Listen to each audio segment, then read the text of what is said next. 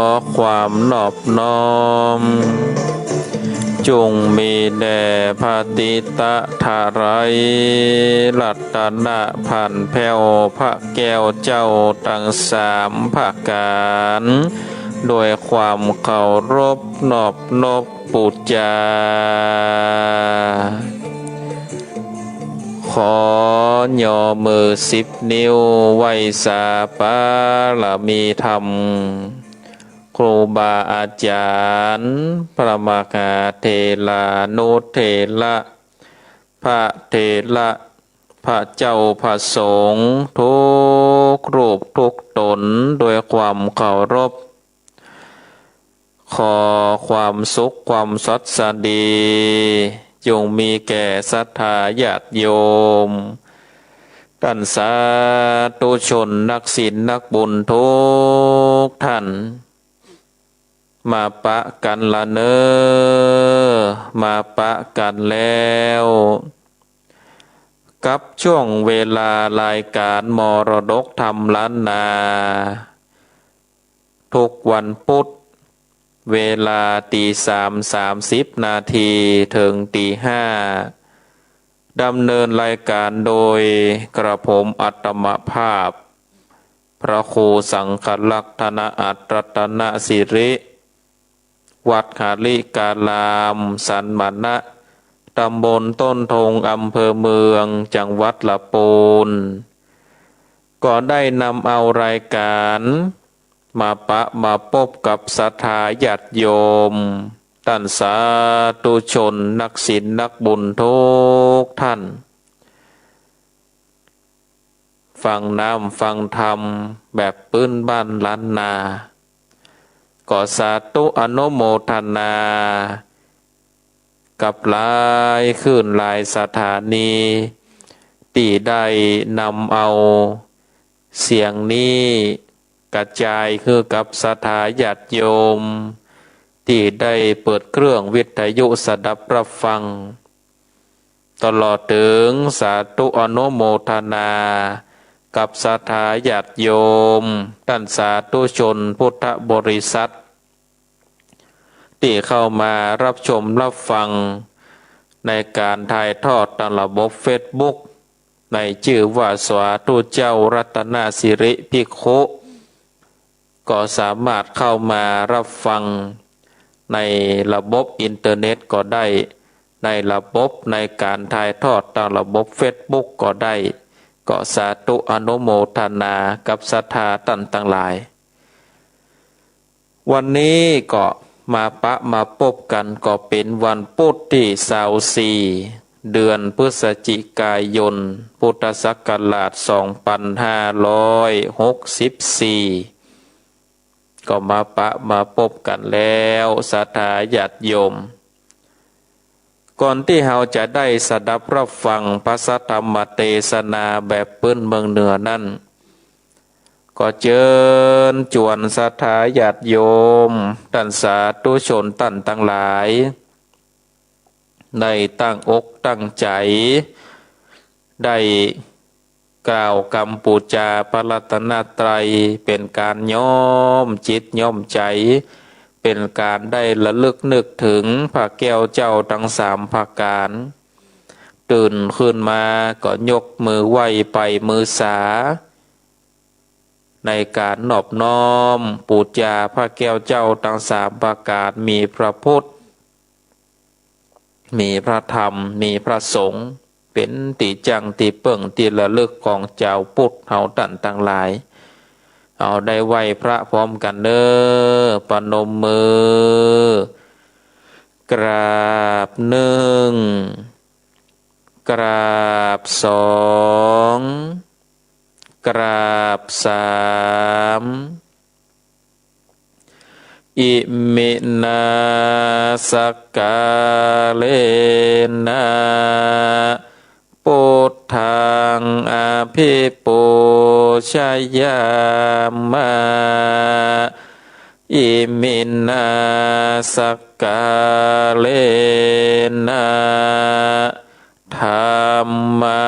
งอภิปูชยามะ อิมินาสกกาเลนะสังฆังอภิปูชยามา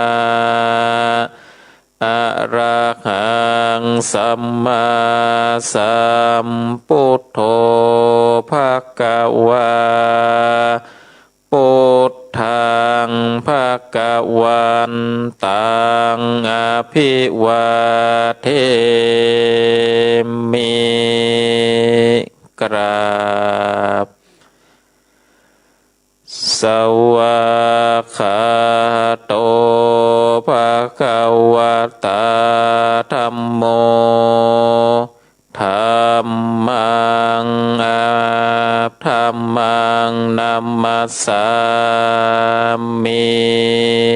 กราบสุปฏิปันโนภะคะวะโตสาวกสังโฆสังฆังนัมมามิกราบกราบหนึ่งกราบสองกราบสามเอาละเนาะศรัทธาญาติโยมท่านทั้งหลายเฮาได้กล่าวกรรมปูจาพระรัตนตรัยเป็นที่เรียบร้อยได้มาระลึกถึงคุณพระแก้วเจ้าทั้งสามประการแล้วเพราะฉะนั้นศรัทธาญาติโยมเฮามีพระพุทธพระธรรมพระสงฆ์เป็นติจังติเปิ่งแล้วศรัทธาญาติโยมต่อไปก็จะได้เป็นการได้เป็นการได้ฟังธรรมเนาะศรัทธาญาติโยมท่านทั้งหลายเป็นการได้สดับรับฟังพระสัทธรรมเทศนาวันนี้ก็ได้มาเทศนาธรรมใน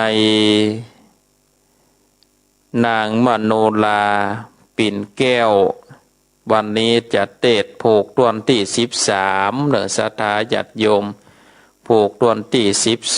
13ก็เจิญจวนป่อออกแม่ออกศรัทธาท่านทั้งหลายได้ตั้งอกตั้งใจสดับรับฟังพระสัทธรรมเทศนาแบบพื้นบ้านล้านนานางมโนลาปิ่นแก้วผูกตอนที่13ตั้งอกตั้งใจฟังเนอนะโม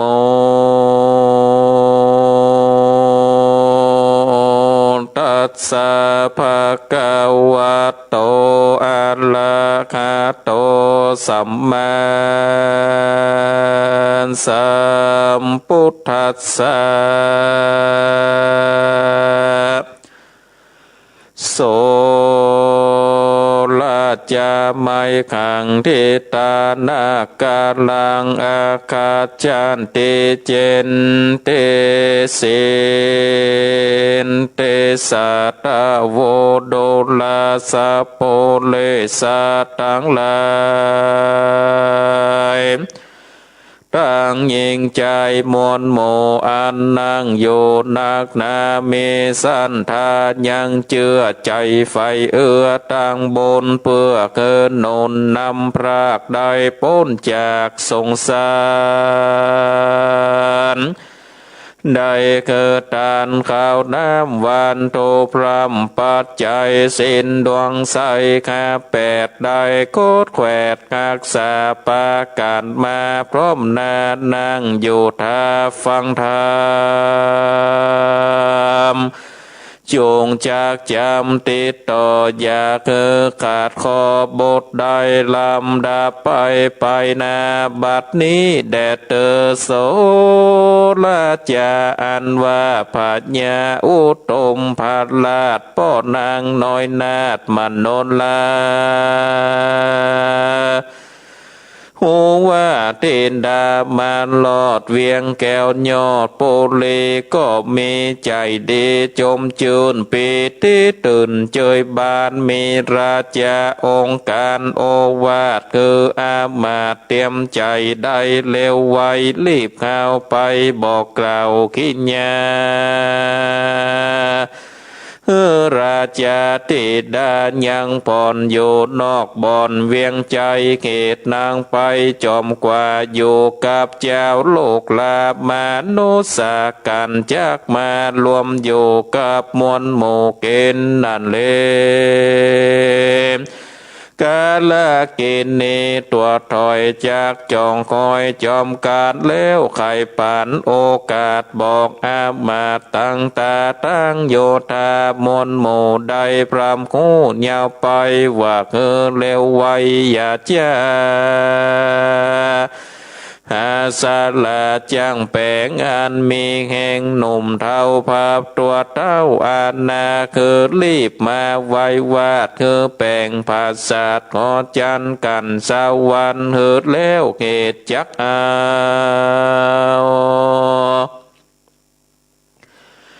นางแก้วเทดามาอยู่พังกาหลังใหม่แล้วจักมีงานใหญ่ศาลาสาลงอาบยังองค์น้อยนาดเงือสะอาดมนใสบอกจังไรติดแปดโอบาดแขวดโดยมาข้อนาใหญ่น้อยกาดก้อยหายเนกันเต้าโปเลกล่าวแล้วอามาตย์แก้วโยธากอดยอมือสาอาภิวาทต่างโอกาสไขกรรมว่าจากกะตำดังเต้าไขบอกกล่าวจากใคร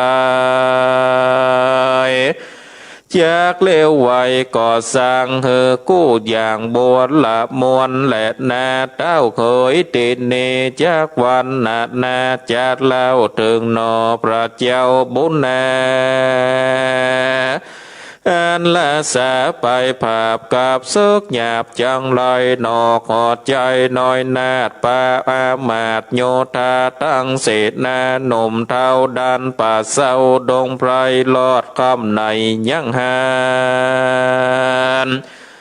แจ้งแล้วดันดงตันเตียวไผ่ผ่านจันใจดังกล่าวไว้คนลางอาตายังไปแจ้งพระจิงแสงเตสัตนาว่าเพกเวโดราเพโกตังลายโต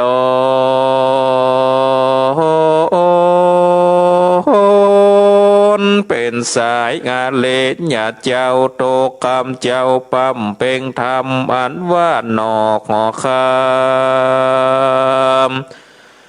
น้อยแนดกันปาอามาเตรียมตนโยกลีปนมวลมากออกไปจากเวียงใจเพื่อจากไปภาพโศกับมวลหมู่สันโตอันมาโจต่อตาอยู่เขตป่าแดนเมืองกันนอบนเรืองที่ไวไปหลอดไกลไปลีกอาสาจันมีลำเลิศก่อปล่อยเกิดมีมาจุ่มโยธาเสกหยาบก่อคานอนุภาพมากเต้าแข่งนอผาเจ้าเขาลาคือขันเป็นโยธามวลหมู่เลี้ยงลายอยู่เป็นแสนเต็มตัวแดนป่าไม้ขันเทพป่าไทยอินตาโยมมันละจาองค์อาจตั้งยาเข้าขาดปุ่มลามเต็มดงลามเป็นตาตือดาบกราหยอสองแยกหอกห้องเนืองนันเขาปากันไหวหวันมีใจสั่นยินโกมท านนางหัวยาวเหยือกไปควายดาวกาแยโจมโยตาเสกกาบ่ออาจต่อตาพระโจรเข้าถอยโคนไปการต่างพยานกว่าตายสันละสายจูผู้นีปอกสู่เมืองตน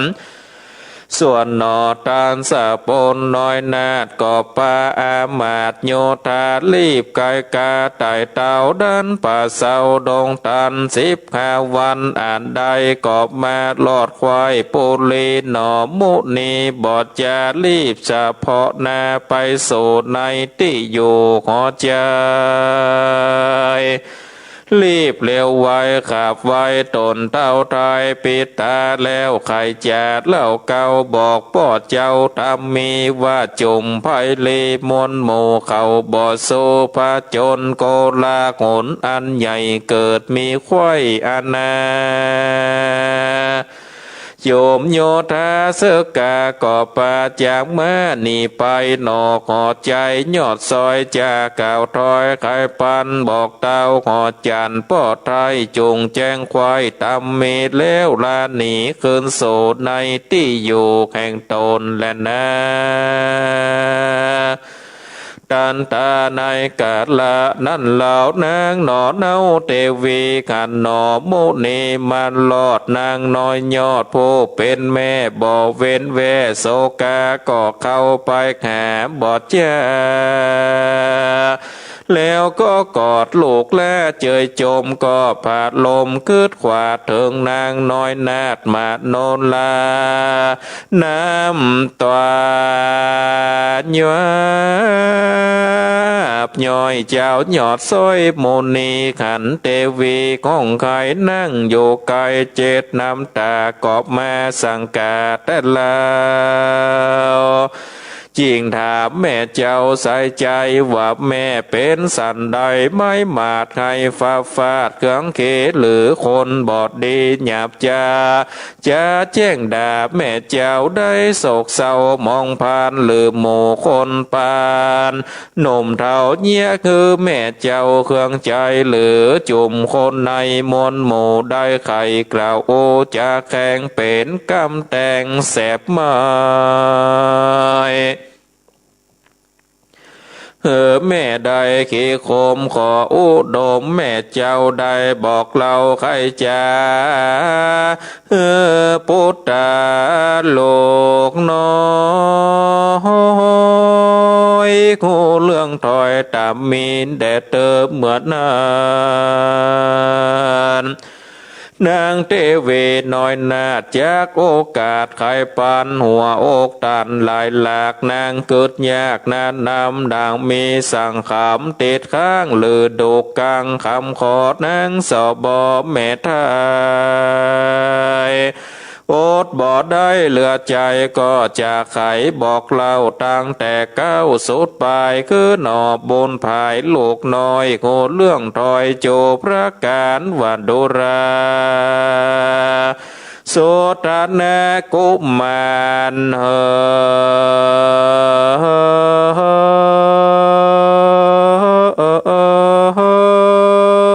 ลูกแม่นับตั้งแต่ลูกลาไปภาพเสกาแดนไก่ก็มีโพยภัยอันใหญ่มาตกใส่เขขาคือเอามันโนลาไปสู่ในที่อยู่ปุจจาญาณนางจอมขวัญยอดซอยได้โหเรื่องถ้อยมองผ่านบอกกินอาหารข้าวน้ำโตกโศกร่ำเครื่องเกตน้ำตาบมีคำเจ้าทำหาเจ้าบนนาบาดนี่นานางนาดบ่อยู่ภาษาหอจาน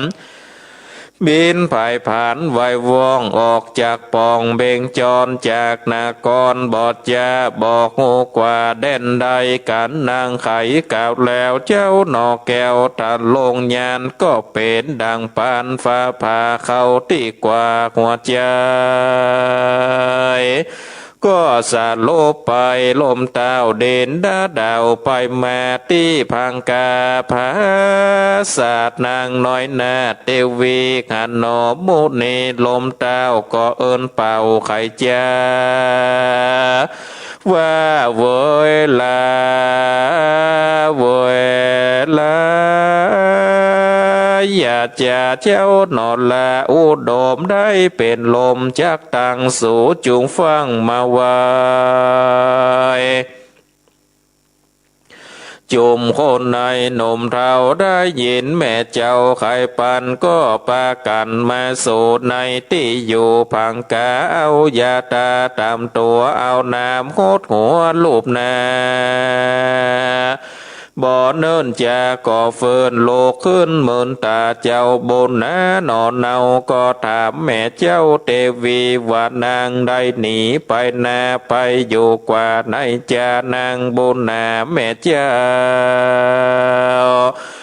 ก็ตอบเล่ากำไปว่านางไปไหนไปโหจากมีชีวิตอยู่หรือตายถามคนยิงใจใหญ่น้อยบอกโหต้อยสันใดเหตุสลีนวันไวหนอไตหากบินได้ดังนกกาและแนลูกเหยตัดตา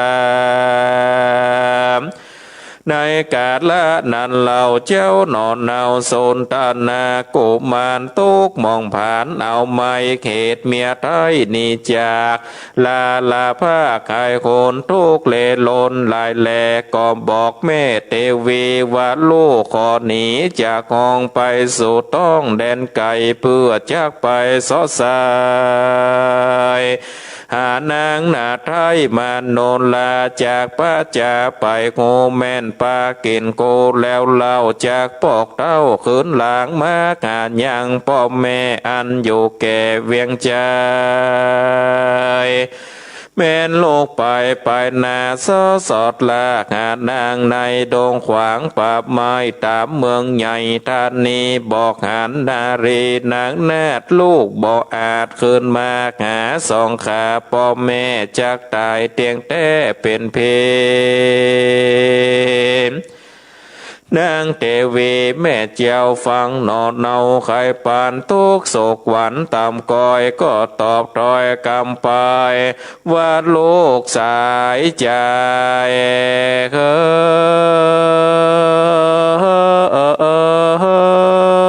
ยลูกลาอย่าโศกกระมองเขม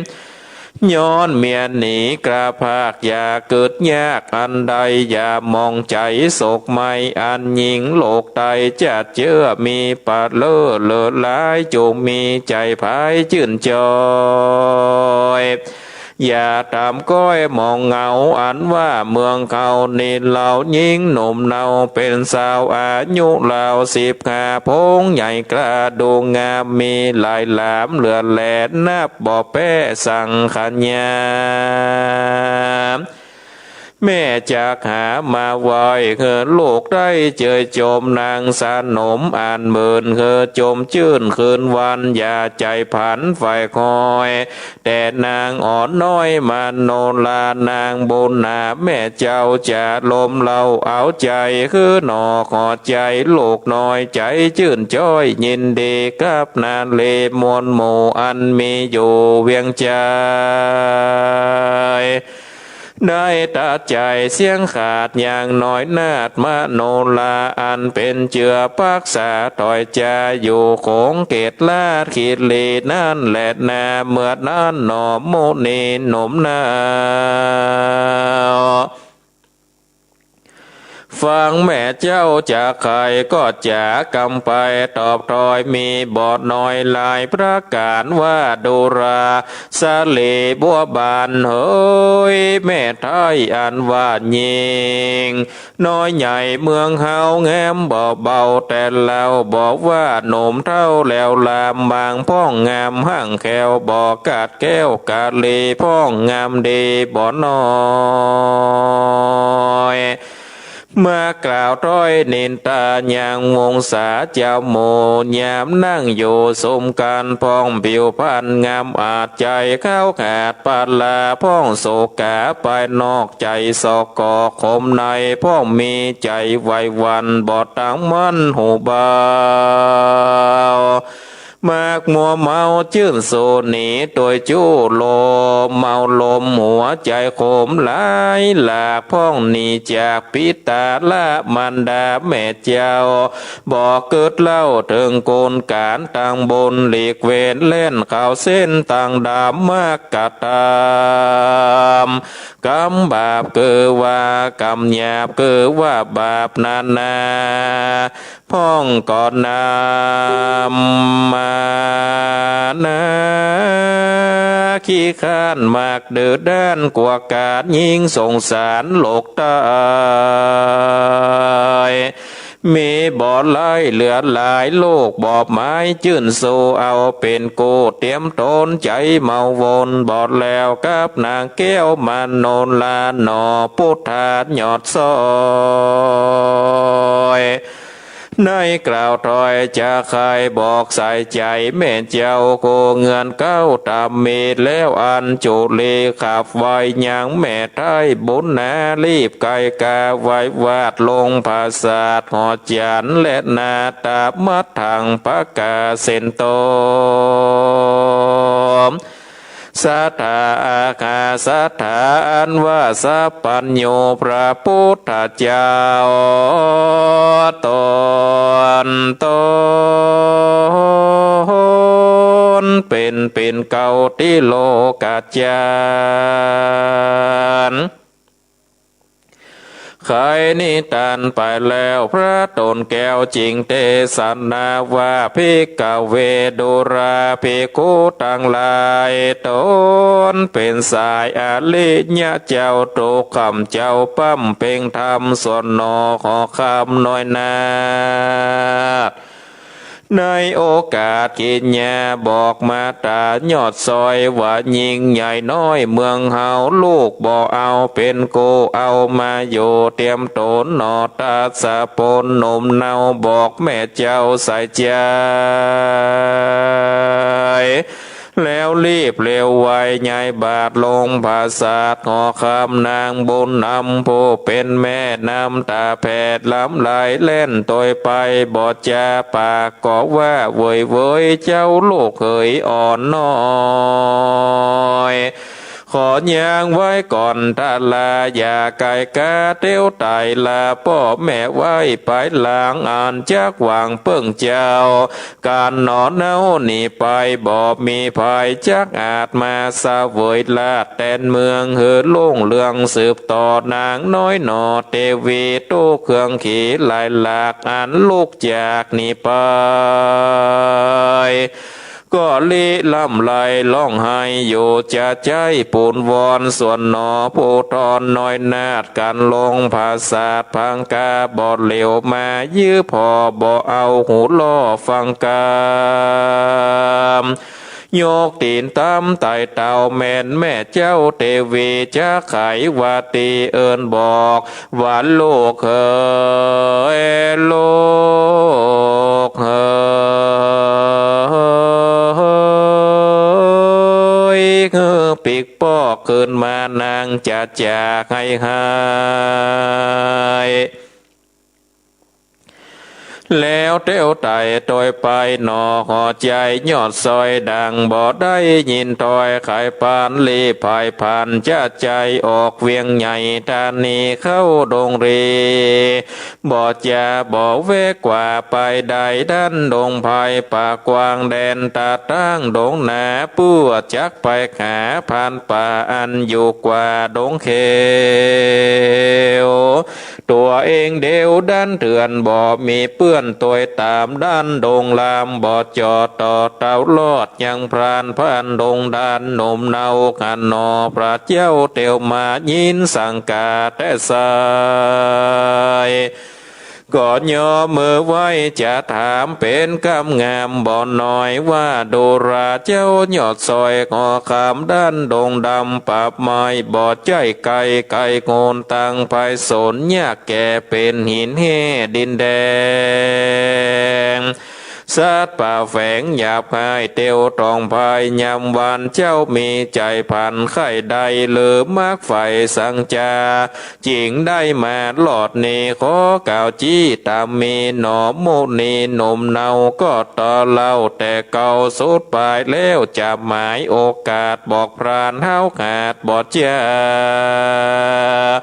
ว่าดูราผ่านป่าดงไผ่เขามองใจไม่เอาตกกรรมเจ้าเขืองขีเหตุเทวีไปจากนี่ละผ้าเขาลา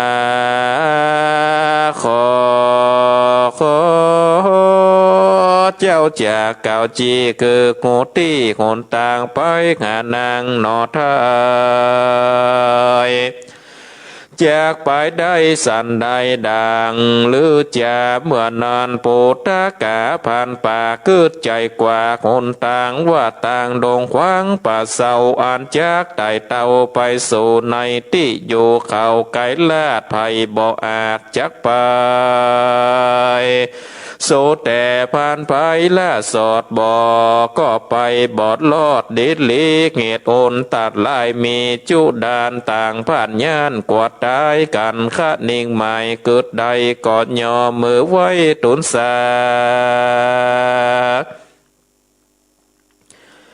ว่าข้าแต่เจ้าบุญหนาเจียงเจ้าจากดันป่าเศร้าดงขวางไปงานนางนอนลาต่างด้านป่าแดนไก่บ่เคยไปแต่สายเว้นแต่เจ้าที่ไหวละสีจากหูดีหลายแหลกันไปแว่จะทำจากหูความต้วนที่บอบมีที่สังกาจากไปหาลาสีเจ้าจงใจจุงไตเต้าดอยเขียวการข้ามเหวกว้างใหญ่ก็จากป้าใสละเสโดนมีวัดดีบอดน้อยจงกล่าวถ้อยจะตามมือหูความที่แจ้งแดดเติบเมื่อนานมากหาสัจเจ้าโสตนากุมารฟังพานดงดานกล่าวถ้อยใจจื่นจ้อยยินดีก็ขอพานดงลีหนุ่มเนาได้ส่งเจ้าไปสู่ในที่อยู่ตาปัสสาผ่านดงนาบอดยาออกก่อนแนะนำทางป่าหนอหอขวางไต่เต่าด้านป่าเศร้าดอยสูงดังจากโกงเมฆฟ้าเจ้านอนลาจอมไตเหลียวพอขอใจที่อยู่ไกลสุดกูสายตาหันผางกาภาษาใสว่าเจียงคานหันประการสูงใหญ่หันตั้งไตมักกาหันทาลานำใหญ่ไหลมาแต่ดงตามาล้อมกันใหญ่กว้างดูอาจอ่างสุตาหนอพุทธายอดซอยเกิดขาก้อยไหนใจว่าเป็นสันใดโกนีพรากจากนี้ไก่โกนละยังตนพ่อแม่อันเท่าแก่จะลาอยู่พังกาภา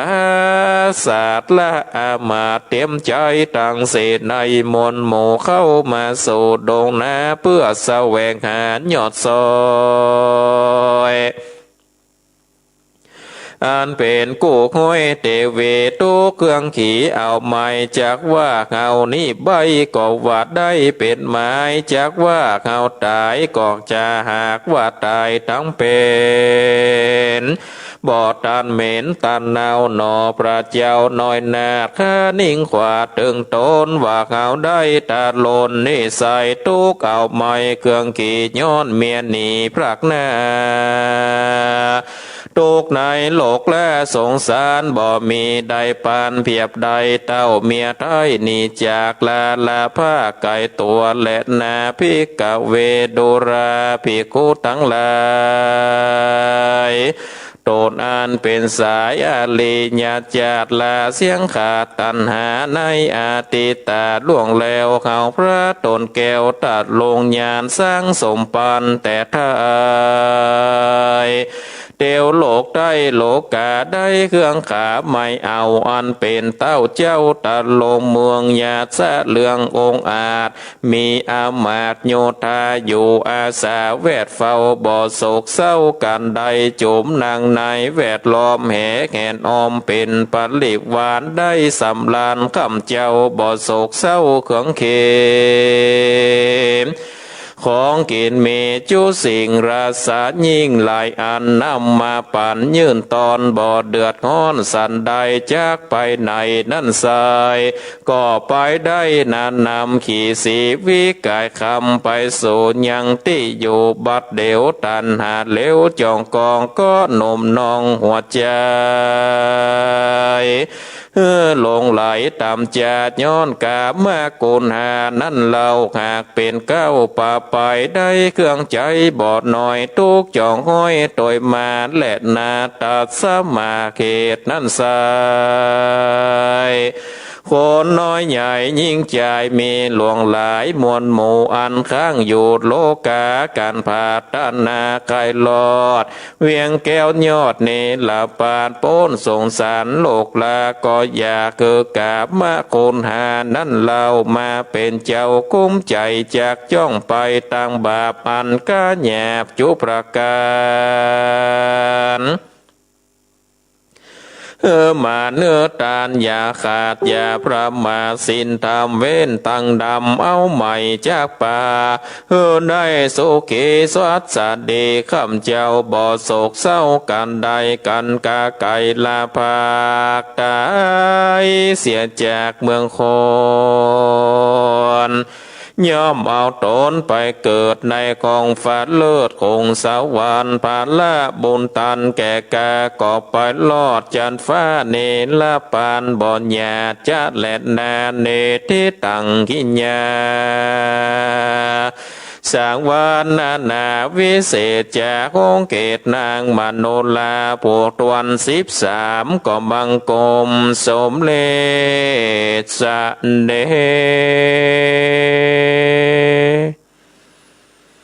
เอาละศรัทธาญาติโยมท่านสาธุชนนักศีลนักบุญทุกท่านการได้เทศนาธรรม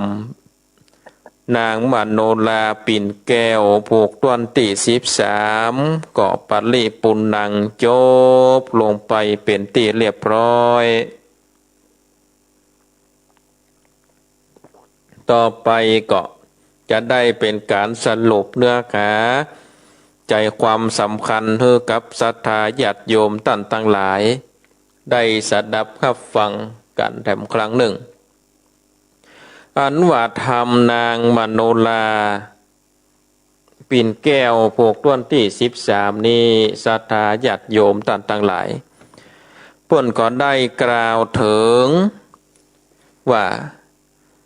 หลังจากที่นางมโนลาได้ดันด้นจากบ้านเมืองก็ได้เข้าไปสู่ในป่าไปปะหลายสิ่งหลายอันก็ไปปะใส่ตาฤาษีแล้วก็ในบุกต้นที่13นี่เปิ้นก็ได้กล่าวถึงว่ากันว่านางมโนลาได้บินไปถึงบ้านถึงเมืองพญาโอตุมพราชอันเป็นป่อของนางมโนลานั่นแหละได้หูได้หันว่าโอ้บัดเดียวนี้นี่นางมโนลาได้ปิกมาสู่บ้านสู่เมืองแล้วยังเขาไกลลาดคีรีก็โดยเหตุว่านางมโนลานี่ไปอยู่กับหมู่เป็นการละกินนี้คือว่าเป็นพวกมนุษย์ทั้งหลายเนี่ยเป็นคนใจดำกำเศร้าก็สมควรที่จะทำให้นางนี่บดใสดังเก่าก็เลยได้บอกคือเสนาอามาตย์ประชาราษฎร์ทั้งหลายเนี่ยได้แปลงปราสาทแปลงหอปราสาทเมื่อได้แปลงหอปราสาทแล้วก็เอานางมโนลาเนี่ยไปอยู่ในปราสาท เพื่อที่จะได้สละสลงอาบองค์สงเกตเฮือนางมโนราได้มดได้ใสบ่ได้มีจังไรอุบาทมาติดเนื้อติดตัวจะได้เป็นนางมโนราที่เป็นคนมดคนใสหรือว่าเป็นคนใหม่เมื่อได้ก่อสร้างห้างแปลงแล้วนี่ก็ได้หดใสเป็นตีเรียบร้อยได้หดสงแล้วนางมโนราก็ถือว่าเป็นคนที่บ่มีมนทินมาติดมาแปดแล้วธรรมนี้เพิ่นก็กล่าวไปถึงว่าเจ้าสุธนากุมารกันว่าได้ปาเอาข้าทาสบริวารอามาตย์ราชมนตรีทั้งหลายได้เข้าไปภาพซึกได้ไปลบทับจับซึกหมู่เป็นศัตรูก็ป้ายก้านไปสถาญาติโยมหลังจากศัตรูได้ป้ายได้ก้านไปแล้วนี่ก็เลยปาเสนาอามาตย์ข้าราชมนตรีทั้งหลายเดินต่างปิกบ้านปิกเมืองก็เดินต่างลัดป่าลัดดงไปจนได้เวลา15 วันสถาญาติโยมท่านทั้งหลายได้เวลา15 วันก็มาลอดบ้านลอดเมืองของตัวเก่าแล้วก็มารายงานป่อพญาว่าโอ้ไวสาป่อเป็นเจ้าข้านี่ได้นำเอาข้าทาสบริวารอามาตย์ราชมนตรีทั้งหลายไปลบทับจับศึกบ่เดินนี้ปีกมาแล้วข้าศึกก็หนีก็ป้ายก็ก้านไปหมดแล้วป่อพญาโอ้ข้านี่ก็ปีกมาแล้วก็จะอิจจะเหนื่อยก็ขอตัวป่อได้ปีกไปยังผังกาปราสาทไปหายังนางมโนราซึ่งเป็นภริยาของข้ากำเตอะนี่เมื่อเดินทางไปแล้วนี่สถาญาติโยมไปถึงยังผังกาปราสาทของนางมโนราก็ไปปะใส่ผู้เป็นแม่สถาญาติโยมนางเทวีผู้เป็นแม่ก็โอ้หันเจ้าสุธนากุมารหันหน้าอันก็ให้สถาให้น้ำตาลงปึกเจ้าสุธนากุมารก็นึกว่าแม่นี่ดีอกดีใจตีขันหน้าตัวเก่าก็บอกว่าโอ้แม่เอ๋ยบ่ต้องห้องต้องให้อย่างซักอย่างข้านี่ก็ปิกมาละโลบ่เป็นอย่างสักอย่างเนี่ยครบอาการ32บ่เป็นอย่างสักอย่างนะเมื่อดังอั้นแล้วนี่ศรัทธาญาติโยมนางเทวีก็บอกว่าโอ้แม่ก็ดีอกดีใจที่ลูกได้ปิกมาเป็นคนอยู่นี่นะครบอาการ32กูอย่างกูอันแล้วแม่จะให้เนี่ยได้ให้อยู่หันฝัดละเอาก็ลูกปิกมาแล้วแม่จะให้เนี่ยได้แม่ก็จำเป็นได้อู้ความจริงศรัทธาญาติโยมเจ้าโสตนากุมารก็ถามหาว่าแล้วนางมโนรามีไหนแม่เหยบอกออกมาต้อนรับกับสู่ค่ะก็ว่านางปัดอยู่ตั้งใดเหี้ยบอกฮู้ก้าว่าข้าปิกมานางอันเทวีก็จำเป็นได้บอกความจริงศรัทธาญาติโยมว่าโอ้ตั้งแต่เจ้าออกไปนี่นะหมู่เสนาอามาตย์ทั้งหลายนี่ก็จะเอานางเนี่ยมาปูดจานยันนะลูกเอ๋ยมาปูดจานยันนี่นางก็กินบาดได้นอนบอดลับก็เลยได้เอาหางเอาปีกเนี่ยมาซุบสอดแล้วก็บินได้เหมือนนกนะบินหายสอยไปเลยลูกเอ๋ยแล้วแม่งูก็ว่านางบินไปที่ไหนโอ้จะไปงูได้จะได้ลูกเอ๋ยลูกแม่ก็บินบัดได้เหมือนนางน่ะบินขึ้นฟ้าไปหายแซบแล้วแม่ก็บอกโอ้ว่าจะไปตังใดแล้วจะคือแย่ใดน่ะก็น่านาบ่เดินนี่ลูกจะแย่ใดโอ้เจ้าสุธนากุมารได้ยินได้ฟังว่านางมโนราบ่อยู่ตัวนี่อดโตเป็นให้ห้องจมซ้ำๆเนาะเมียบ่อยู่โดสถาญาติโยมให้อยู่ฮะก็เลยคิดว่าโอ้ข้านี่จะต้อง เดินเดินทางไปเสาะหานางมโนราคือได้ถึงแม้ว่าจะไปอยู่ที่แดนใดไปอยู่ที่ใกล้ที่ไกลตั้งใดเนี่ยข้าก็จะต้องเสาะหานางมาคือได้อย่างอันกะถ้าอย่างอันก็ต้องได้นำเอาเนาะต้องได้นำเอาเสนาอามาตย์ไปแม่ก็บอกว่าโอ้ลูกเฮ้ยขอขอลูกจะไปละป่อละแม่ละเสนาอามาตย์ละพังกาปราสาทเตอะขอคือลูกได้อยู่กับแม่นี่เตอะจะไปทางใดนี่ก็ขอคือลูกได้เนาะขอคือลูกได้อยู่กับป่อกับแม่กำลังหนีไปลบทับจับเสือปีกมาก็จะหนีป่อหนีแม่แล้วนางหายไปก็ไปกับลูกเอ้ยบอกว่าจะเป็นสาวเล็กสาวน้อยสาวใหญ่ในบ้านในเมืองเฮามีปันเลอะหยังลูกเลือกเอาเลยงามเหลือนางมโนราก็มีนะลูกเอ้ยขอคือลูกเนี่ยได้พอหรอกเปิดมืนตาพอหรอกคนตาหลายในบ้านในเมืองนี่ก็มีอยู่นะอีหลกนางเทวีก็อู้อย่างอันเจ้าสุตนากุมารก็ว่าอันว่าคนในบ้านในเมืองนี้อันที่งามห่างเขี้ยวแอวกลมหน้าตางามมันก็มีแม่เหยแต่ว่านิสัยเขาหน้ากายนิสัยเป็นจะได้โอ้บางพ่องนี่นะก็งามบาดใดตั้งในนี่เป็นคนหูเบาเป็นคนมัวเมาเอากำเหนือไปเหล่าเอาตังกำตังใต้ไปเถือเอากำเหนือไปว่ากำบ่มีแปลงใจกำบ่ใหญ่แปลงเอาไอ้ลูกมันนาเด้โอ้เหล่าขวัญเปิ่นขึ้นหล่องโอ้บาดจ่างจะเอามาเป็นเมียแม่หวยข้าหันมาหมดละในบ้านในจองบัดโตข่าวป่นเป็นเตือนตายที่ในหูหมดอะยกเว้นอย่างเดียวเรื่องตัวเก่าดะมันบ่หูนี่ลูกอันอย่างอันกะก็อันนากาแม่เอ๋ยไม่ยิงเนี่ยในบ้านในจองเป็นอีโมดอ่ะ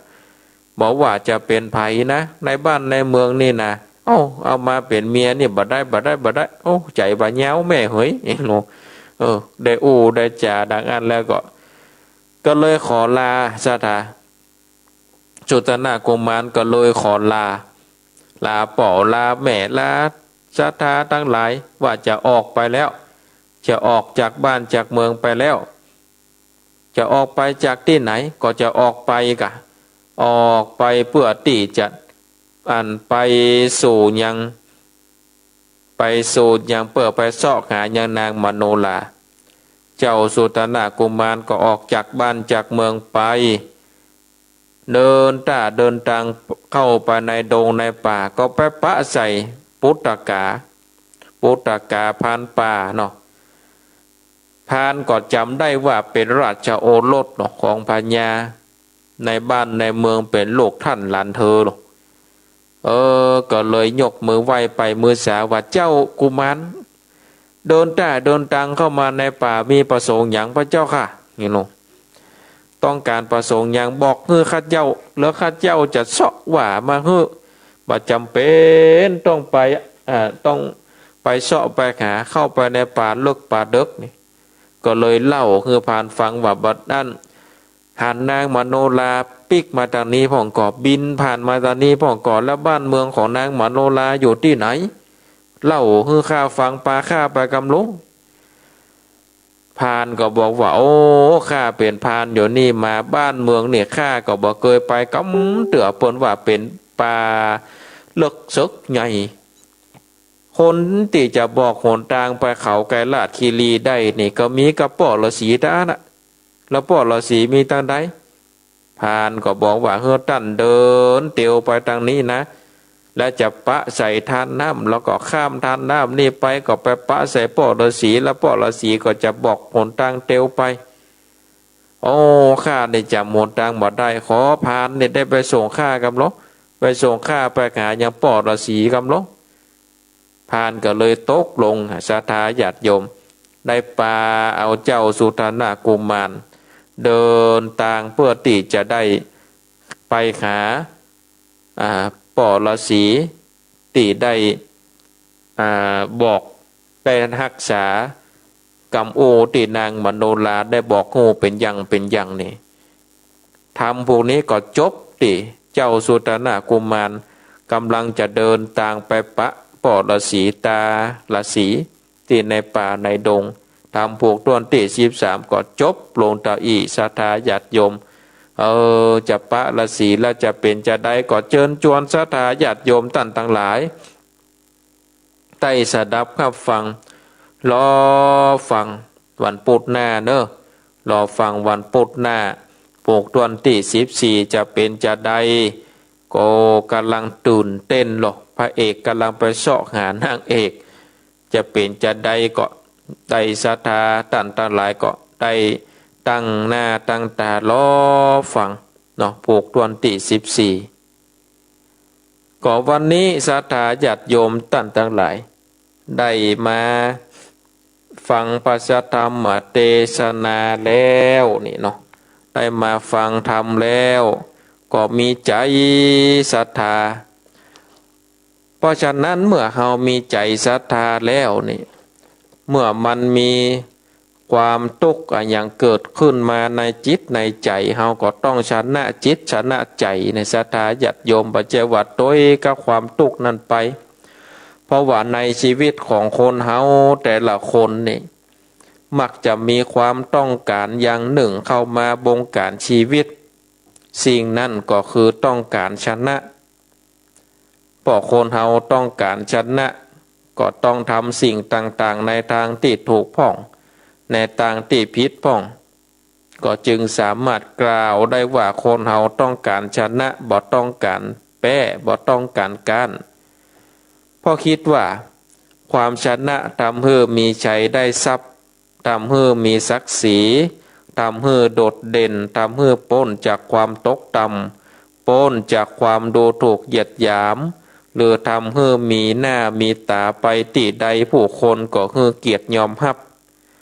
ส่วนความพ่ายแพ้ความก้านนั้นทำให้เสียศักดิ์ศรีทำให้ต่ำต้อยทำให้เข้าหน้าคนบ่ค่อยได้บ่อาจเฉิดหน้าได้เมื่อเป็นดังอันก็ต้องการชนะอย่างเดียว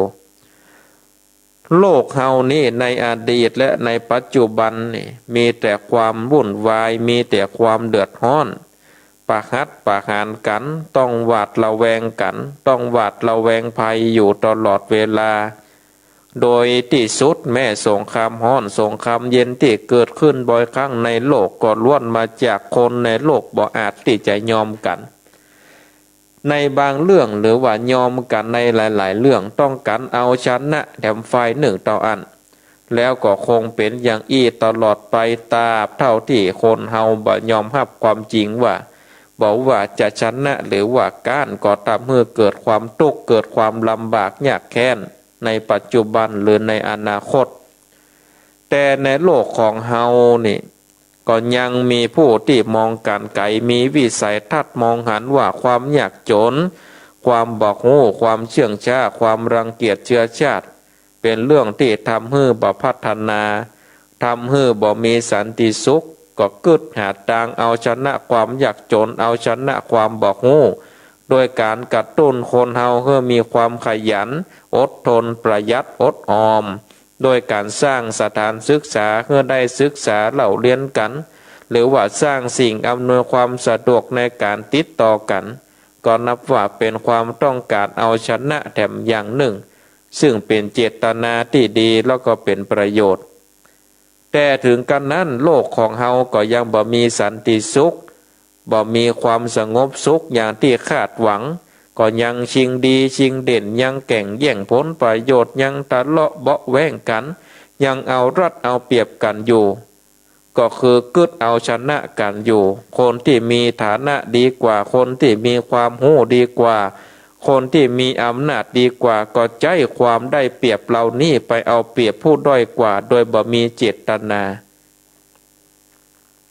ผู้ด้อยกว่าบางเตื้อก็บอกรู้สึกว่าตัวเก่าถูกเอาเปรียบบอกรู้สึกว่าตัวเก่าบอกควรถูกเอาเปรียบจากผู้ที่ดีกว่าตัวเก่าด้วยเหตุนี้นี่คนที่เขามีดีซึ่งดีกว่าเด่นกว่าสูงกว่าคนอื่นก็เลยชนะคนที่ด้อยไปกว่าโดยปริยายหรือกึดเพียงแต่ว่า ทำอย่างใดคนเฮาบ่เหมือนกันเฮาสร้างสิ่งที่ดีงามไว้กับตัวดีกว่าทำให้มากกว่าคนอื่นก็ย่อมได้รับผลตอบแทนมากกว่าเป็นธรรมดาส่วนคนที่เขาบ่มีเพราะเขาด้อยในเรื่องต่างๆและยอมรับในข้อนี้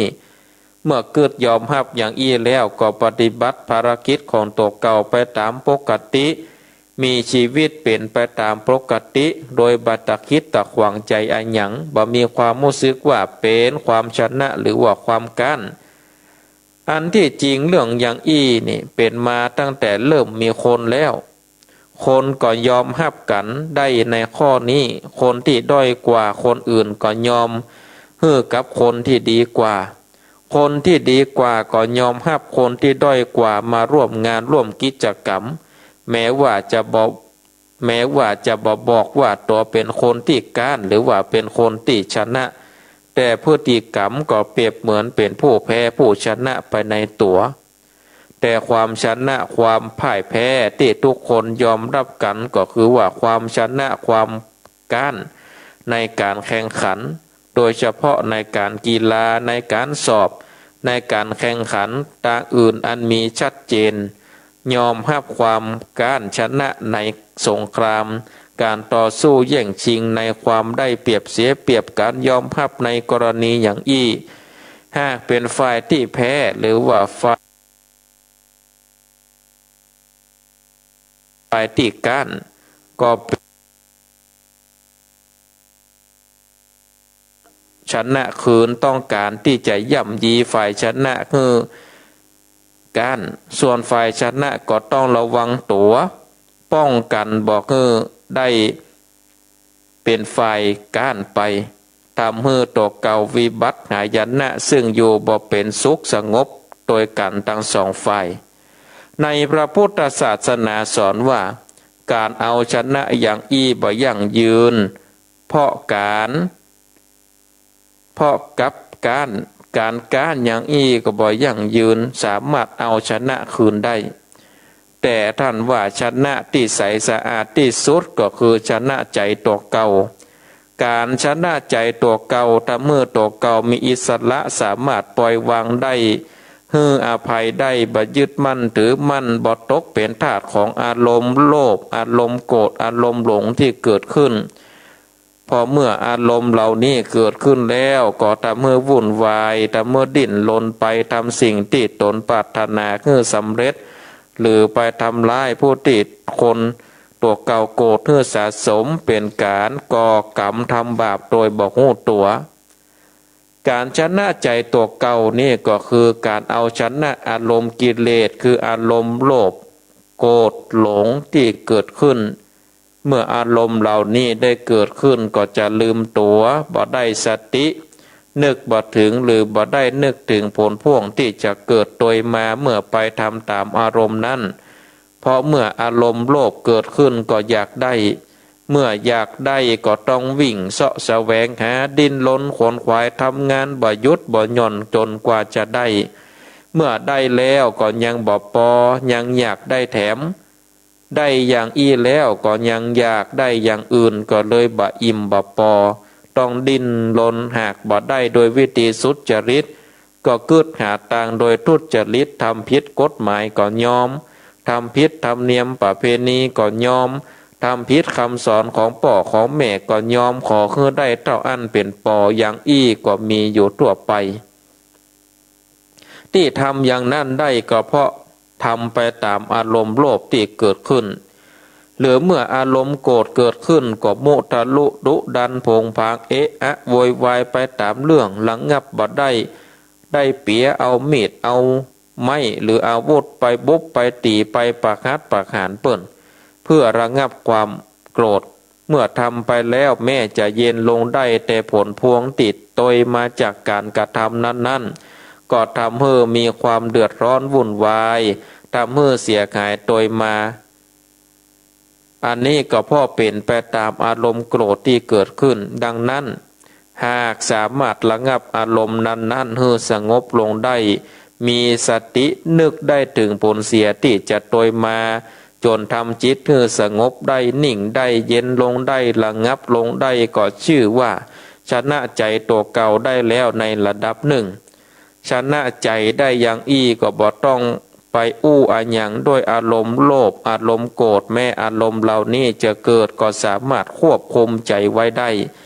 ทำได้อย่างนี้ก็ชื่อว่ารอดตัวคือเอาตัวรอดจากความทุกข์ความกังวลหรือความดิ้นรนเดือดร้อนอันจะมีตัวมาอย่างมีประสิทธิภาพหากบ่อาจเอาชนะใจตัวเก่ายอมแพ้อารมณ์โลภอารมณ์โกรธอารมณ์หลงที่เกิดขึ้น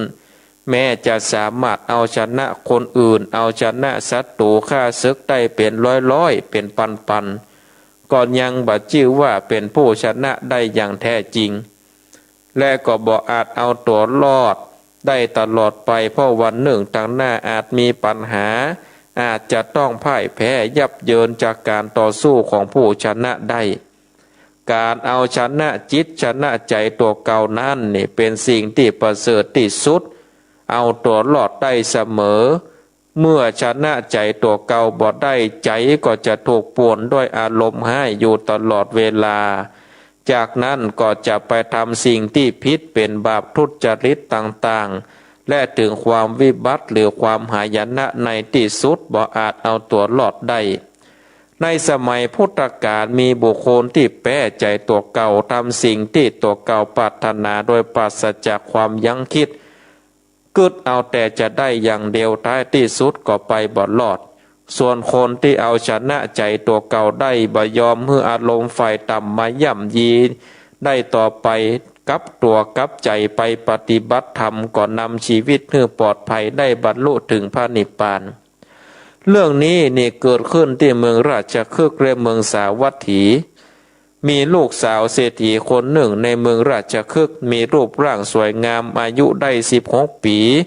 พ่อเป็นสาววัยรุ่นก็มีจิตใจใฝ่หาบุรุษท่านเศรษฐีก็ได้หูนิสัยของลูกสาวก็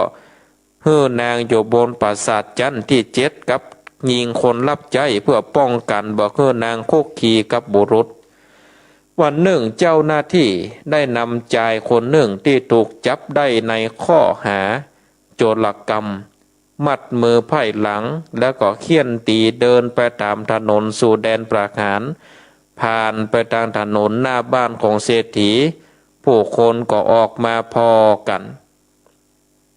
ลูกสาวเศรษฐีได้ยินคนตั้งหลายกันก็เปิดหน้าต่างพอลงมาก็หันใจคนนั้นเขาก็แพ้ใจตัวเก่าศรัทธาญาติโยมปรารถนาว่ามีจิตปฏิภาณอย่างลึกซึ้งในใจคนนั้นโดยเห็นแวบเดียว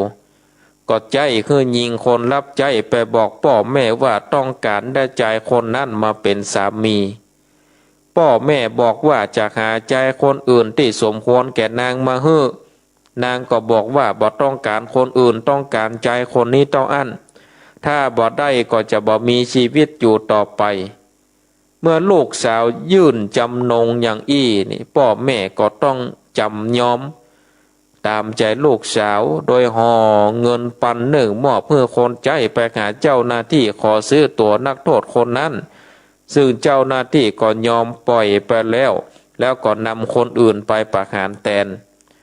ชายคนนั้นได้มาอยู่กินกับลูกสาวเศรษฐีนางก็ดูแลปฏิบัติสามีอย่างดีแต่งเนื้อแต่งตัวงดงามด้วยเครื่องประดับราคาแพงเพื่อให้ถูกใจสามีซึ่งเขาก็กลายเป็นหนูตกถังข้าวสารไปโดยปริยายแต่พ่อมดวาสนาแล้วอย่างใดอย่างหนึ่งก็บอกหูได้เขาก็ก้านใจตัวเก่าแถมแม่สุขสบายแล้วก็กึดในทางดีบ่ได้แต่กึดแบบวิสัยโจรที่เคยเป็นมาเมื่อขานเครื่องแต่งตัวของภรรยานานวันเข้า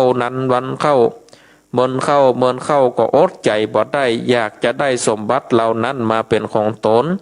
ได้แล้วจะนำไปขายได้แล้วจะนำไปกินเหล้าได้ก็เลี้ยงเปื้อนฝูงให้สุขสำราญเมื่อเขาคิดว่าจะฆ่าภรรยาเพื่อยึดทรัพย์ก็นับว่าเป็นโจรเขากึดได้แล้วก็แซงนอนบ่สบายอยู่บนเตียงเมื่อภรรยาถามก็บอกว่าตัวเก่าได้บนกับเทวดา บนดอยว่าได้บนดอยทิ้งโจรไว้ตอนที่ถูกจับขอคือหลอดโปนได้หลอดออกมาได้จะมาแก้บนซึ่งก็ได้รอดตายแม้จะได้มาอยู่กับนางก็เพราะอานุภาพของเทวดานั่นเหมือนกันจำต้องไปแก้บนแก่เทวดานางได้ฟังดังอันก็บอกว่านางจะจัดการแก้บนฮื้อเขาก็บอกว่าควรจัดของอันหยังไปพ่องแล้วก็บอกให้นางแต่งตัวด้วยเครื่องประดับที่สวยงามที่สุดไปแก้บนนางก็หับปากเมื่อถึงกำหนดวันนางก็จัดเครื่องแก้บนพร้อมแล้วแต่งตัวด้วยเครื่องประดับราคาแพงใจโคนใจได้หอบได้หิ้วเครื่องแก้บนไปเมื่อถึงเชิงเขาก็บอกนางสั่งคนใจปิกไปคือมดเขากับนางเพียง2 คนจะถือของแก้บนขึ้นไปบนดอยนางก็บอกคนใจปิกไปเมื่อถึงบนดอยยอดเขาแล้วก็เป็นลานกว้างมีผาสูงสำหรับที่ทิ้งโจรของเมืองเขาก็บอกนางวางเครื่องแก้บนลงแล้วบอกตามตรงว่าตัวเก่าหลอกนางมาฆ่าเพื่อเอาทรัพย์นางได้ฟังแล้วก็ตกอกตกใจขอร้องให้เขาปล่อยนางปิกไปเอาสมบัติของนางไปใจสอยเตอะนางเขาก็บ่ยอมยืนยันว่าก็ต้องฆ่านางอย่างเดียวเพื่อป้องกันอันตรายที่จะโตยมาหากว่านางปิกไปนางบ่อาจขอร้องให้เขาใจอ่อนได้ก็คิดว่าวาสนาของตนกับเขาคงหมดแล้วเขาคิดว่าฆ่าตัวเก่าได้เนี่ยใดตัวเก่าต้องปล่อยให้เขาอยู่หลอดต่อไปกึดแล้วก็ขอร้องว่าก่อนตายขอให้ตัวเก่าได้แสดงความฮักอะไรในตัวของใจคนนั้นซึ่งเป็นสามีด้วยการฟ้อนลำแสดงความอาลัยเป็นครั้งสุดท้ายใจคนนั้นก็ยอมนางก็ทำท่าไล่ลำไปกอดหน้ากอดหลังไปต้อนเขาไปที่หิมหน้าผาไล่ลำออกหน้าออกหลังจนเขาเผลอก็ได้ยู้เขาตกลงไปในหน้าผาชายคนนั้นได้ตกลงไปกระทบกับแง่หินจนล่างนั้นเละก่อนถึงพื้นก็จบสิ้นชีวิตที่ว่าแป้ใจตัวเก่าและหมดวาสนาไปอย่างอนาถ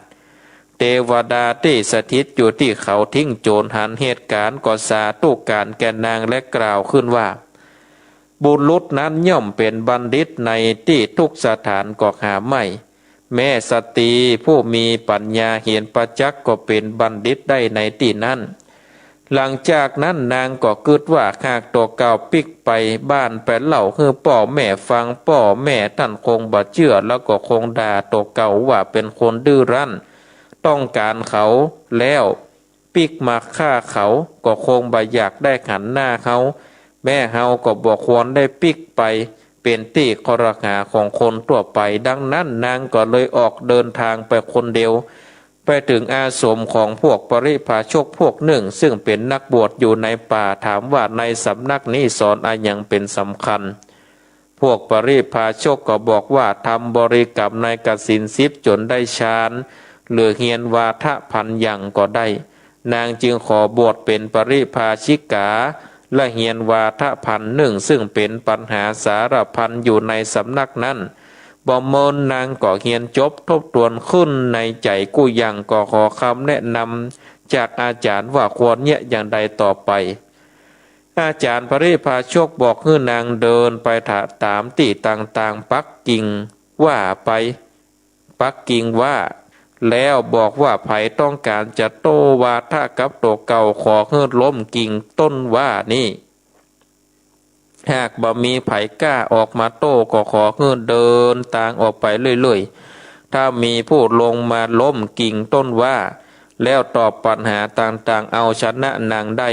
หากเขาเป็นคฤหัสถ์ก็จงอยู่รับใจเขาหากเป็นบรรพชิตก็จงบวชเรียนในสำนักเขานางปฏิบัตินั้นก็ได้ปักกิ่งต้นว่าไปแล้วประกาศหาคนมาโต้มาตอบวาทะแต่ก็บ่มีไผกล้าเขาคนนั้นเนี่ยก็ได้ชื่อว่านางชัมพุปริภาชิกาอย่างอี้แล้วก็บ่มีไผหูชื่อจริงของนาง เมื่อมามีภัยออกมาโต้กับนางก็เดินทางไปตามเมืองต่างๆจนถึงเมืองสาวัตถีได้ปักกิ่งว่าไว้ที่ต้นไปที่ประตูเมืองแล้วก็เข้าไปขออาหารในเมืองพวกเด็กๆก็ปากันมาล้อมกิ่งว่านั้นตอนนั้นพระสารีบุตรเข้าไปบิณฑบาตในเมืองฉันเสร็จแล้วก็ปิกออกมาก็ขันละอ่อนได้ยืนล้อมกิ่งไม้อยู่ก็ถามละอ่อนก็ตอบตามที่นางชัมพุปริภาชิกาบอกพระมหาเถระก็คือละอ่อนนั่นนี่ได้ล้มกิ่งไม้ตัวเก่าจะโต้วาทะกับนางเองละอ่อนนั่นก็ทำกามแล้วออกมายืนพออยู่ห่างๆเมื่อนางปิกมาหันกิ่งต้นว่านั่นล้มลงหันละอ่อนยืนอยู่ก็จึงด่าละอ่อนว่าล้มไปเนี่ยใดสู่ทั้งหลายบ่สามารถที่จะโต้วาทะอันอย่างได้ละอ่อนนั่นก็บอกว่าตัวเก่าล้มกิ่งไม้นั่นตามกรรมของพระมหาเถระนางชัมพุปริภาชิกาได้ยินดังอันก็ยินดีเหลียวไปหาพระสารีบุตรณที่หนึ่งก็เข้าไปหาถามว่าท่านเป็นผู้คือละอ่อนได้ล้มกิ่งไม้เพื่อโต้วาทะแม่นก่อพระมหาเถระตอบว่าแม่นแล้วก็เปิดโอกาสให้นางถามก่อนนางก็เริ่มถามปัญหาตามวาทะที่ตัวเก่าได้เฮียนมาทีละข้อจนครบปันข้อพระมหาเถระก็สามารถตอบได้ทีละข้อจนครบปันข้อแล้วก็ถามว่ามดข้อถามนางว่ามดข้อวาทะที่จะถามหรือยังนางก็ตอบว่าหมดแล้วขอให้พระมหาเถระตามตัวเก่าพ่อง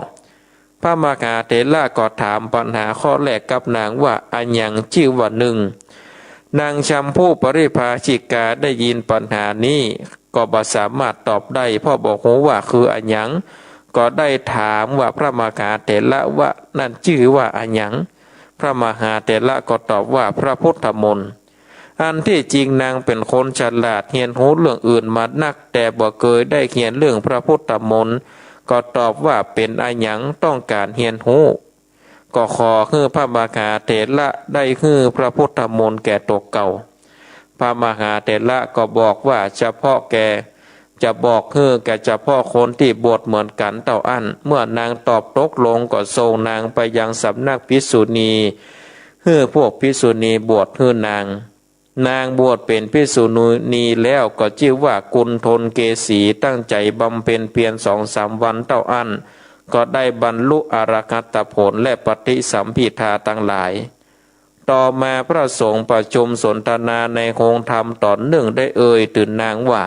นางได้ฟังธรรมบ่นักแต่ได้บรรลุพระอรหัตนางเคยได้ทำสงครามเอาชนะโจรซึ่งเป็นสามีมาได้พระบรมศาสดาเสด็จไปยังโรงธรรมสภาได้ตัดถามเรื่องพระสงฆ์ที่อู้กันเมื่อพระสงฆ์กราบทูลเนื้อทราบพระองค์ก็ตรัสว่าภิกษุทั้งหลาย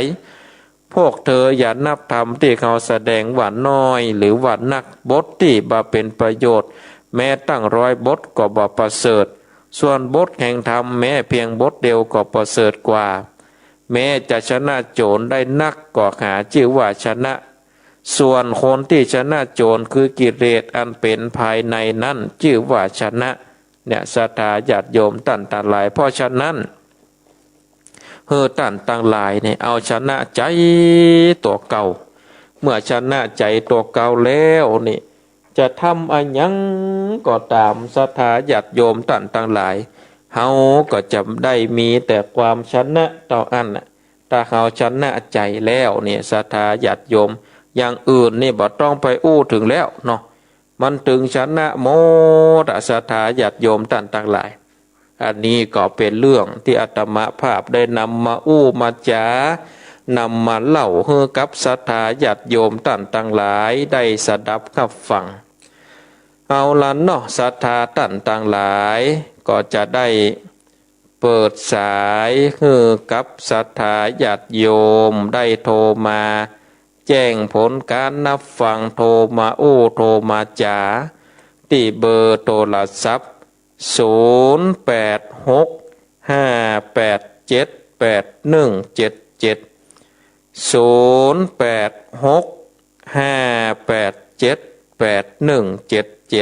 0865878177 เอาจะเปิดสายละเนอศรัทธาญาติโยมเปิดสายแล้ว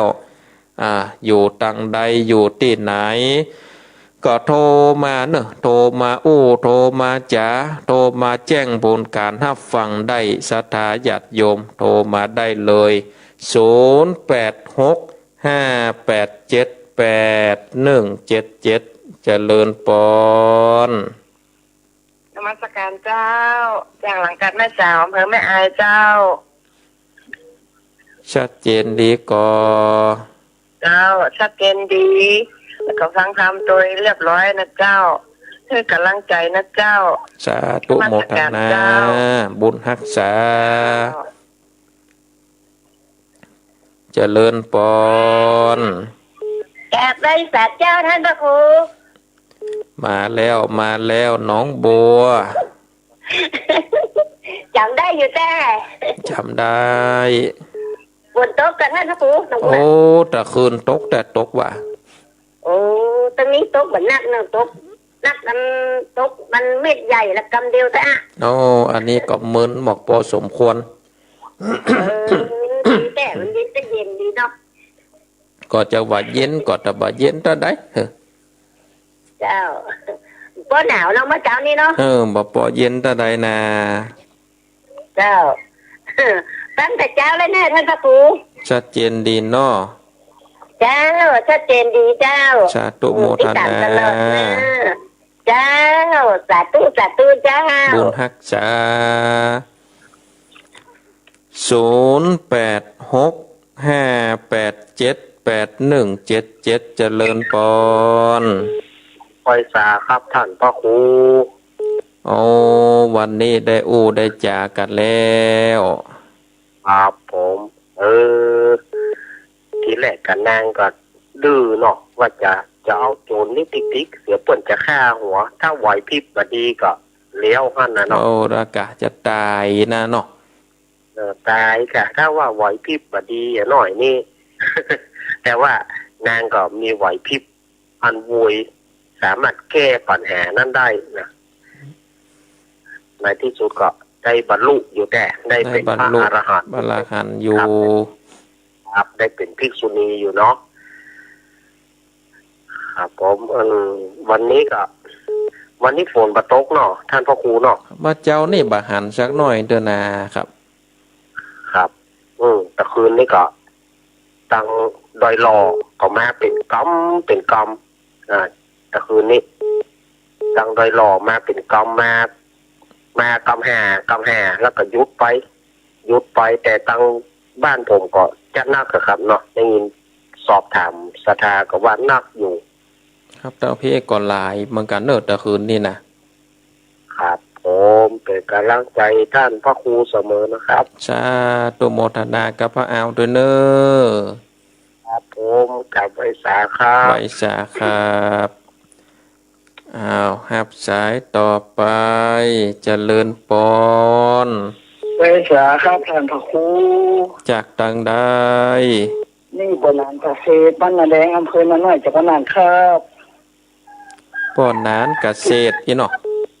ปนานประเสริฐครับประเสริฐเนาะปนานเกษตรครับที่ตามรับพังอยู่ประจำกูตื่นโกงครับทุกวันเลยครับโอ้ฟังถึงมาเจ้าเมื่อวันเนาะครับพังอยู่ตลอดครับทุกเวลาครับโอ้ชัดเจนดีเนาะธรรมะธรรมโมอยู่ในจิตในใจครับชัดเจนดีครับเหมือนนี้เลยอะอันเขาเข้าใจง่ายดีที่พระครูเห็นนะเป็นสาระประโยชน์ทั้งหลายครับสาธุผมฟังแล้วผมม่วนครับผมมันจำได้ง่ายว่ายังกระข้องดีครับเนาะนั่นนะกันเนาะครับท่านบอกว่า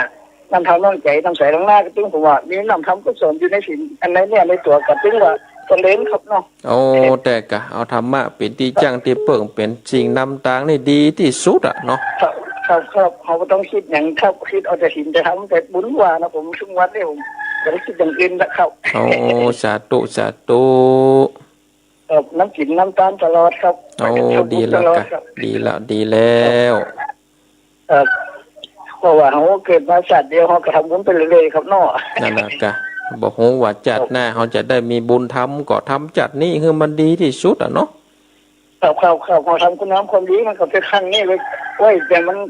จัดนายจัดก่อนเขาต้องเป็นแนวบอกนี่ก่อนครับมันจะเป็นไปได้ครับ สาธุโมทนาเนอปนานเนอ กำลังใจให้ท่านมาคุยก็คุยดีๆมีชีวิตอันมันยาวๆไปลมโพลมใสแก่ลูกแก่หลานแก่ทุกข์ต่อไปครับเอ้ย สาธุโมทนา อุตสาห์ครับกำลังใจครับ 0865878177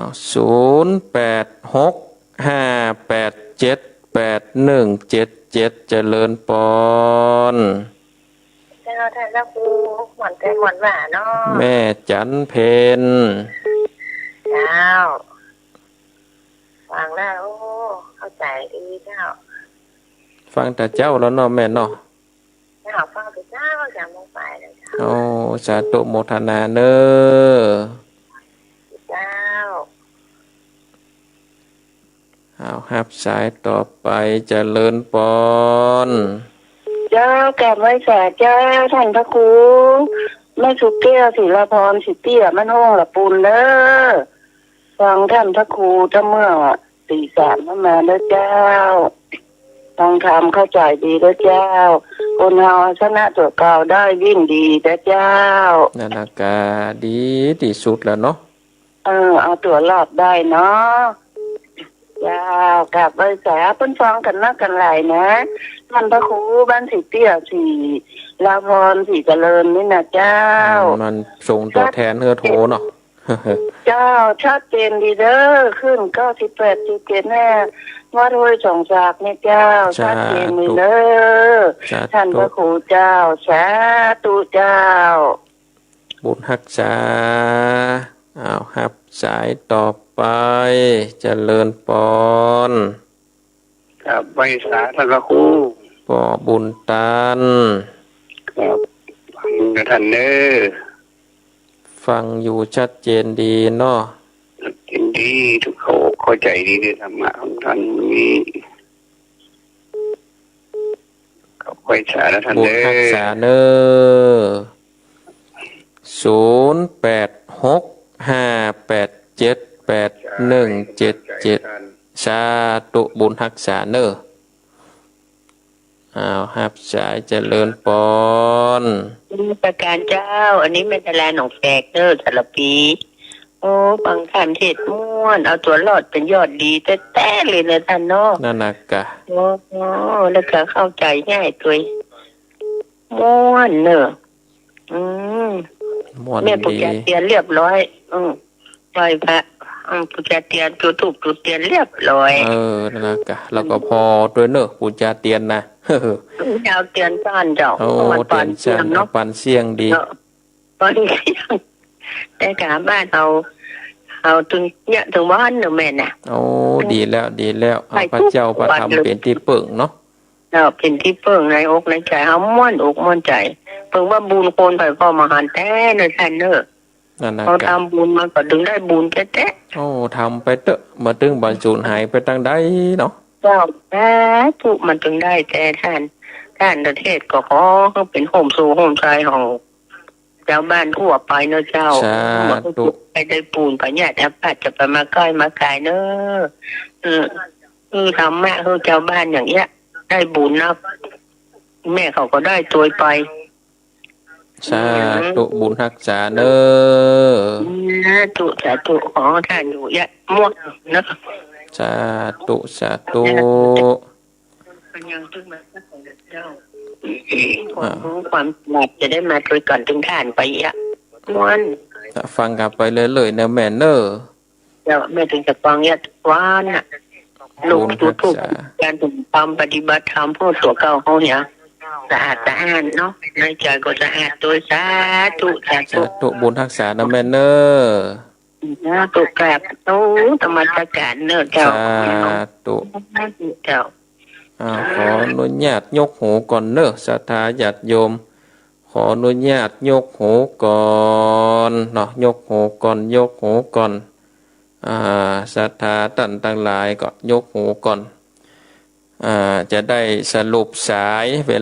ลาก็ไล่หลังมานี่แล้ว สายแรกก็จาก ลังกาดแม่สาวอำเภอแม่อายสายที่2จากหนองบัวชัยปราการสายที่3จากพระอ่าวลักวัดสันเหมืองสายที่4จากป้อนนานประเสริฐบ้านนาแดงอำเภอนาน้อยจังหวัดน่านเอาวันนี้ไก่ที่สุดเลยนะวันนี้นะสายที่5จากแม่จันเพนตาข้ามสายที่6แม่สุกแก้วบ้านศรีลาพรศรีเตี้ยอำเภอบ้านโฮงสายที่7จากป่อบุญตันเจดีสามยอดสายที่8สายสุดท้ายจากแม่แฝกสาลาปีก็สาธุอนุโมทนากับศรัทธาญาติโยมท่านสาธุชนทุกท่านที่โทรมาคือกำลังอกกำลังใจโทรมาแจ้งผลการรับฟังเนาะศรัทธาญาติโยมท่านทั้งหลายวันนี้ก็การได้เทศนาธรรมได้มาพบกับศรัทธาญาติโยมท่านทั้งหลายก็ทุกวันพุธเวลา 3:30 นาทีถึง 5:00ก็วันนี้ก็ถึงเวลาปางสุดปางซ้อยเนาะอาตมาภาพก็จะขอนำเอารายการได้ละจากศรัทธาท่านทั้งหลายไว้เพียงเท่าอีกก่อนวันพุธหน้าก็มาพบกันทำไมเนอศรัทธาท่านทั้งหลายวันนี้อาตมาภาพก็จะขอนำเอารายการได้ละจากศรัทธาญาติโยมท่านทั้งหลายไว้เพียงเท่าอีกก่อนวันพุธเวลา 3:30 นาทีถึง 5:00มาฟังฟังธรรมนางมโนลาปิ่นแก้วกันใหม่เนอะวันนี้ขอความสุขความสัสดีจุมหลอดพ้นจากทุกโศกโรคภัยสิ่งอันบดีบ่งามเพื่อได้บรรลายกาดแก้วไปสิ่งอันใดดีอันใดงามเนื้อคิดสิ่งใดก็ขอเพื่อสมดังความมุ่งมาตราปรารถนาเหมือนกันทุกท่านอายุวันโนสุขังพลัง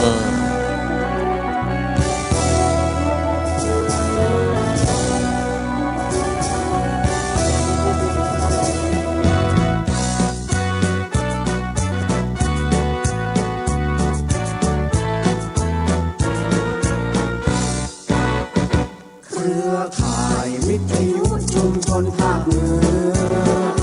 เกิดขึ้นเพื่อประชาชนชุมชนทั่วไปโยงพิจิตรพิษณุโลกพะเยาเชียงใหม่สุโขทัยเชียงรายแพร่แม่ฮ่องสอน